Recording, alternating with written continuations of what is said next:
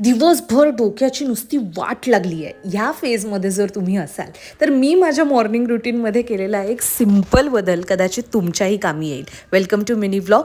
मागील काही दिवसांपासून मी माझं मॉर्निंग रुटीन एका सिम्पल बेसिक हॅबिटने बदललेलं आहे आणि त्याचा मला माझी चिडचिड कमी करायला काही प्रमाणात का होईना खूप फायदा झाला आहे. तर व्हायचं असं की सकाळी उठल्यापासूनच झोपमोड झालेली असायची, मग घाई गडबड धावाधाव, त्यामध्ये ना मला खूप इरिटेट झालेलं असायचं. मग त्या ट्रेनमधली भांडणं, चिडचिड, ऑफिसमध्ये गेल्यावर नाईलाजाने आपण थोडं शांत होतो, पण तिथेही काही ना काहीतरी घडतं आणि मग तो राग पायलप होत जात जात संध्याकाळपर्यंत डोक्याचा अक्षरशः स्फोट होईल अशी स्थिती व्हायची. आणि मग कधी मैत्रिणींवर, कधी घरी, कधी स्वतःवरच राग निघायचा.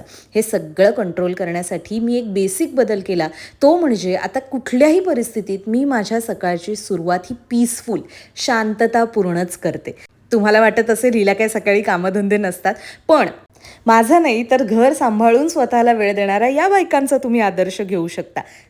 तुम्हाला जी कुठली ॲक्टिव्हिटी आवडत असेल, मला आता नुसतं बसायला आणि कॉफी प्यायला आवडतं. मी सकाळची सुरुवात फक्त 5 मिनटं बाल्कनीमध्ये बसून कॉफी पीत करते आणि मला दिवसभरासाठीची जी एनर्जी लागते ती त्यातून मला मिळते. तुम्हाला जे आवडतं ते करा, पण स्वतःसाठी सकाळची 5 मिनटं तरी नक्की द्या. बघा तुमचा दिवसही किती आनंदात जातोय.